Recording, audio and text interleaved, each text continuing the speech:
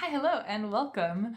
I'm doing another journal focused video today, so if that's not for you, feel free to skip this one. Most of my videos are about like the books I'm reading and the books that I'm doing, but I think you might be interested in this one because the journal I'm setting up is a reading journal. I've been super inspired by seeing what other people are doing with reading journals, and I love the idea of tracking what I'm reading. I tried to have a Notion spreadsheet last year for that, but in all honesty, using my laptop when it's like not in front of me every day like a journal is, doesn't really work for me. I can't keep up with it super well, so that's why I'm going to try the physical journal route. I've already picked out a journal. Nothing for no particular reason. This is not like an advocate for this journal. It's from Top Drawer. I just happen to have it. I think I bought it back in college and I never used it because I think at the time I was disappointed that it was a dot grid journal and I wasn't into dot grid journals at the time, so it's been sitting in my shelf. And I thought, reduce, reuse, recycle. Let me use it for a reading journal. The pages have been kind of thin so far, but that's okay.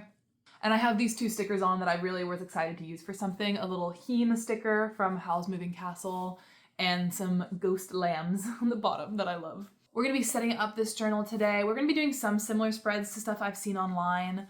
I've penciled out a couple of ideas, but I also have a couple things that I really want to track. For example, I have a ton of ongoing series. I think I have like 27 plus series that I'm in the middle of. So for at least some of those, I want to write down trackers for them to keep an eye on making sure I'm making progress on them and things like that. I think I have to continue the Jade Wars book 2 in the Greenbone Saga. That's an example of a series I have to finish. Oh, all 3 of these are in series. Okay. Yeah, I'm behind on series. Things like that is what I'm hoping to track in here. So I thought it would be fun to take you with me to set it up. There's gonna be some spreads for what my yearly TBR is, my 25 books in 2025 that we can talk about a little bit. And there's going to be spreads for my book buying tracker and my plan for reading classics in 2025. So if you're interested in any of that, stick around and come with me to set up my reading journal. Hello and welcome to the reading journal setup. I took out all the equipment I needed. I had my chai ready to go. I wanted to start off with the title page, just a simple 2025 title page. I've mentioned before on this channel, I am pretty new to bullet journaling, so I don't have very many washi tapes or stickers or things like that, but I did find some cute stickers at Michael's that I wanted to use.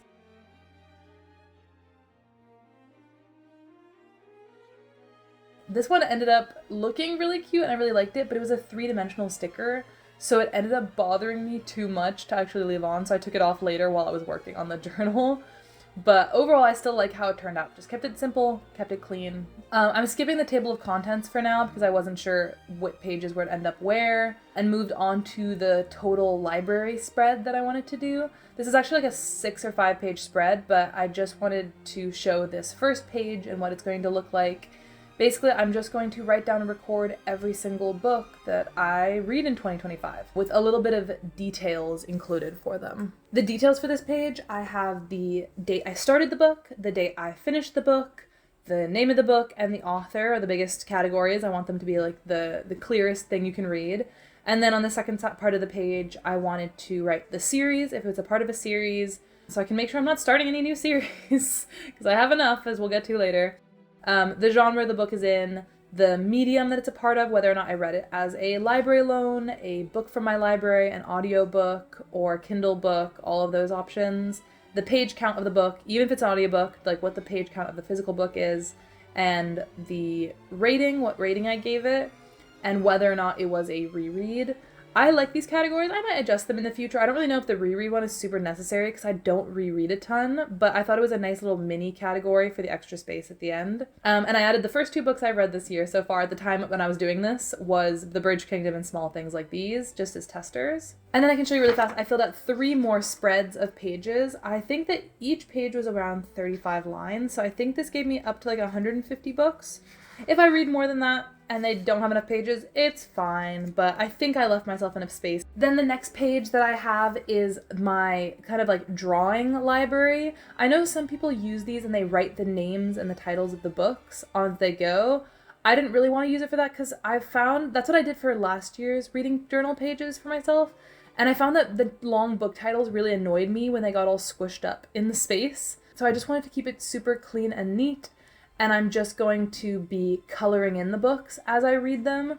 I have a little color code. I'm doing one color for Kindle books, one color for my physical TBR books, one color for library books overall. I don't know how many library books I'll end up having throughout the year, but I think those 4 colors will be enough, and if there's a bunch of repeat colors, then that's fine. That's kind of the look I want to go for. If I read a lot of one, then I want to see that I read a lot of one, for example. This page is for my reading goal for the year. I've set myself a reading goal that's sort of around 100 books this year. Technically, last year my reading goal was 96 books, 8 books per month. That's still sort of my goal, but I just wanted to round it up, make it a nice, neat, even number. So my reading goal for the year is 100 books, and I drew 100 books on here, so I might end up reading more books than this goal, but I just wanted to fill it out for that reading goal. I'm not trying to aim for a super unachievable reading goal. I'm a very personally competitive person, so if I sort of tell myself like I have to beat last year or something like that, I'll drive myself absolutely insane trying to do that, and I'll feel really disappointed if I can't. Make sure that when you're setting your reading goals that they're achievable for you. That's the most important part.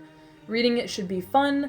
For me, it can be fun to be competitive and to set goals for myself and try really hard at my hobbies. But if that stresses you out, don't put the pressure of a reading goal on yourself. And then for the window design, I really wanted to go for like a stained glass style window. So I found a poppy design online and traced it on and used my thick pens and my colored pencils to sort of like achieve a stained glass-ish look. I really love stained glass art, which is why I wanted to do this. I'm really happy how it turned out, and this is just my personal journal. I'm not calling it art at all, but one day I will be able to do my own art journal and do stuff like that without tracing, maybe. The next spread is one that I'm really, really excited for. It is my 25 books in 2025 spread. I know 25 books is a lot, but like I said, my reading goal for the year is 100, so it's not totally unachievable. I used my little mini printer to print out all the little book covers I wanted on sticker paper. I'm not totally sure how I feel about this mini printer. Some of the darker colors turned out pretty badly. Like, you cannot read what it says on the picture of Dorian Gray on this chart. 25 books may seem like a lot for a reading goal, but all of these books are books that I am literally on the cusp of reading, that I either own or need to read like this year. Like, they are all very achievable. And I think I threw in like 5 or 6 books that were like less achievable, more for fun. My 25 books in 2025 kind of varies a lot. I can read out all the books for you, but I won't really be able to give descriptions, so I might just skip that part. But I have books like, I have Bjornstad by Fredrik Backman, for example, which is a Swedish book that I've been working on for ages, so I just want to finish it. I have Assassin's Quest, which I've been talking about finishing for ages. I have Valor by John Gwynne, like continuations of series like Jade War and Valor that I really want to continue on with. The Brothers Karamazov, Emma, Little Women, James Baldwin's Another Country, The Picture of Dorian Gray, these classics. Oh, and Rebecca, classics that I bought last year that I didn't get around to because I got in a fantasy mood that I really want to get around to this year and focus on classics. I have Intermezzo by Sally Rooney that I still can't believe I haven't read yet. And then a couple of sci-fi recs that I've been really looking forward to but are on my Kindle, so I've been waiting until I'm traveling so I can read my Kindle books. So there's Infinity Gate, Annihilation, Some Desperate Glory, Sword of Kaigen, The Dawn Hounds, all like fantasy sci-fi books that are on my Kindle and are awaiting me to travel so I can read them. And then I also have a couple of other books that may be more of a challenge that aren't like, I don't really know when I'm going to read them, but I know I want to, so I want to put them on here to motivate myself to do so. Like Pluralities, On Earth We're Briefly Gorgeous, Chlorine by Jade Song, and Don't Let the Forest In, all books I got from BookTube Recs as well. So there's a big spread of different kinds of books on here. I didn't mention them all, but I will talk about them on this channel when I get around to them, because I will be getting around to them. Like I said, I like a challenge for myself. I've set the challenge for myself, so I will be reading them all, and this will absolutely motivate me to pick them all up. We'll see how many end up being in like the last quarter of the year, but I didn't say I wouldn't procrastinate. I just said I would get them read, and I will get them read.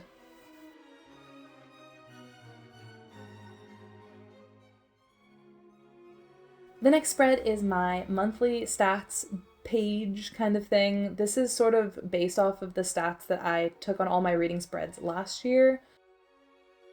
I just wanted to keep top lines numbers, sort of like collecting together all of the different books I was reading and keeping track of that. I went for like a green mushroomy theme. I have this mushroom sticker in green that I really liked, and I highlighted every second line in this green highlighter that I ended up loving. So the stats I'm keeping track of are how many books I read that month, obviously, how many pages I read, and yes, I'm including pages of audiobooks, okay? Audiobooks take a lot of brain energy, and I do focus in on them a lot. I listen to nonfiction audiobooks. I count them as pages, okay? They take me longer to read when I'm listening to an audiobook, and I absorb more of them than I do if I'm reading, so they count. And then I have average star rating, just like the average rating I gave all the books that month. How many books I bought. I'm really trying to keep the number of books I'm buying each month down, but I'll talk about that more later too. And then the different mediums I consume the book in. So counting how many of my physical TBR I read, counting how many library books I read, counting how many Libby books I read, Kindle, audio, all of those. I decided to separate out Libby and Kindle because I wanted to track sort of which library Kindle books, like books I don't actually own and can't reread, versus books that are on my Kindle either through Unlimited or I've purchased them on my Kindle.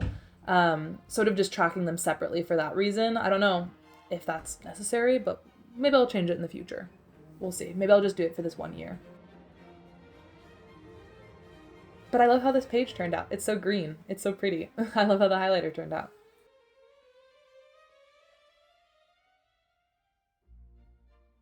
And then this next spread is my guilty spread that I fear will already become filled up way too quickly. It is my book buying tracker.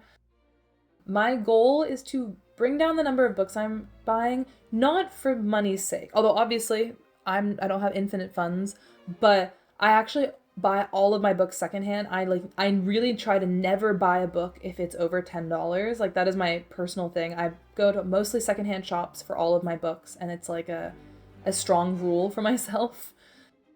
But because of that, I often feel like I can buy a lot of books. Like I go to library sales and I'll buy like 10 or 12 books at once. So I don't know if I have enough lines here, and I might just have to make a second book buying tracker later on in this journal, but that's fine too. We'll hope for the best. I think I only left myself enough space for to buy 2 books a month, which is, I've already gone much over that. So yeah.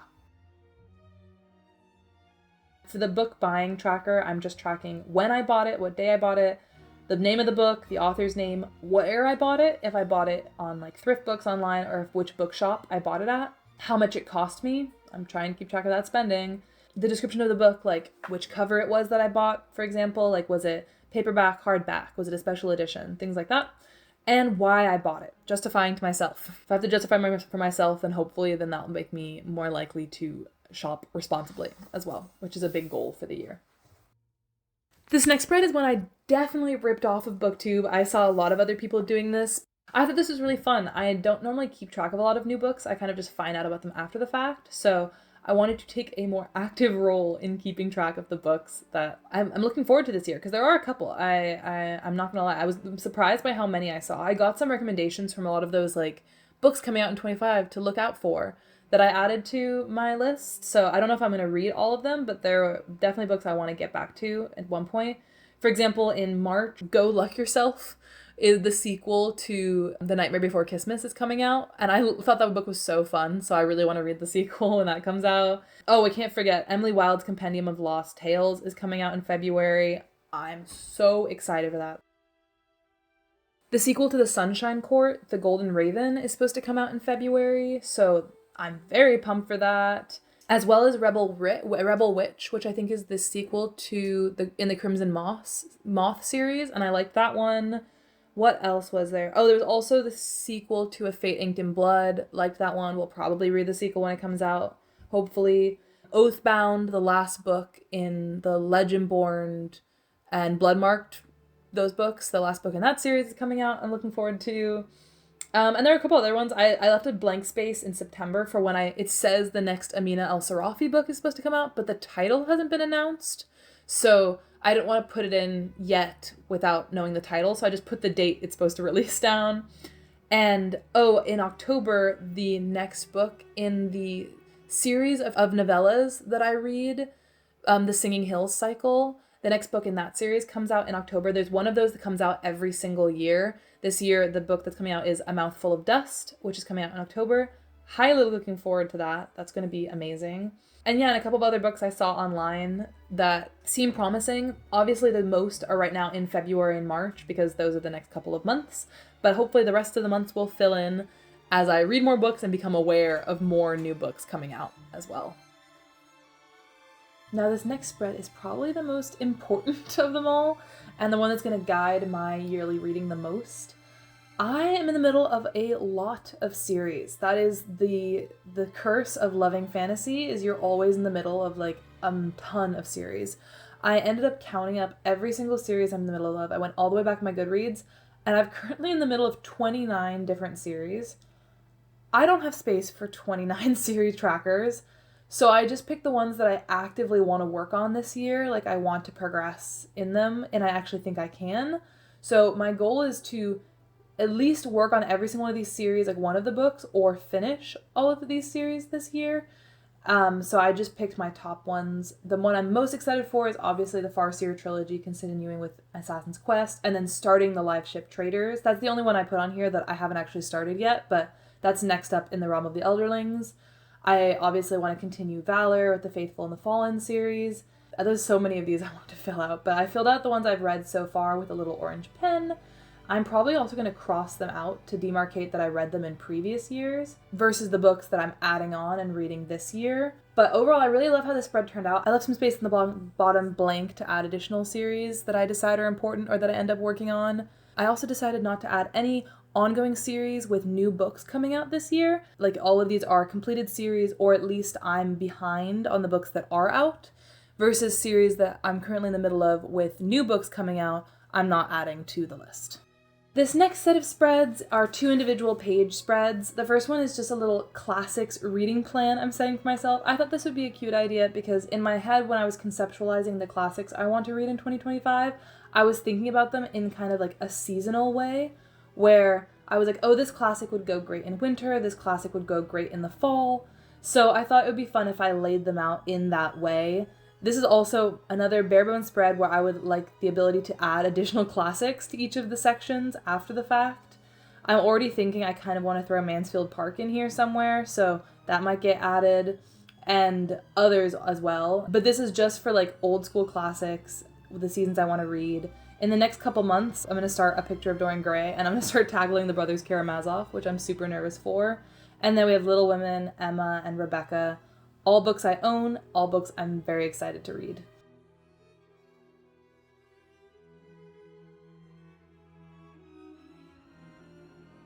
And then this next page are just my reading goals for the year.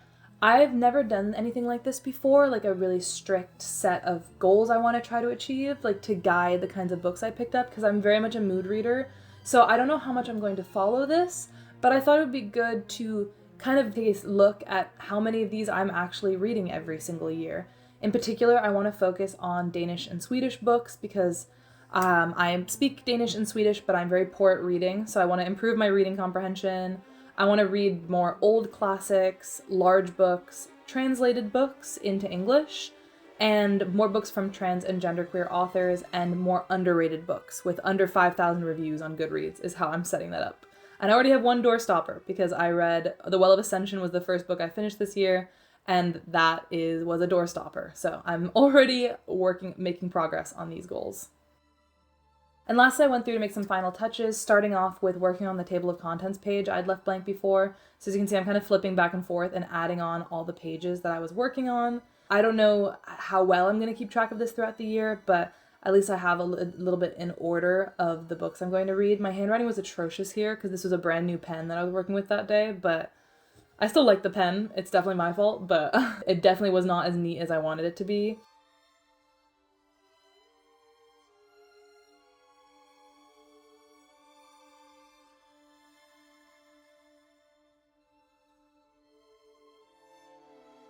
And then I sort of just made a cute little spread of like the reading goals and my planning in terms of what I'm seeing myself doing this year with my reading.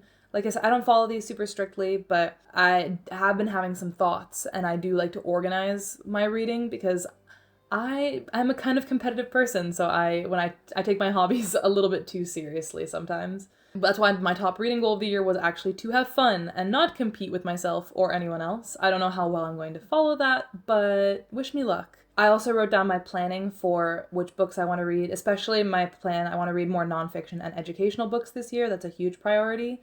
So writing all these down and referring back to them regularly throughout the year will hopefully keep me on top of these goals.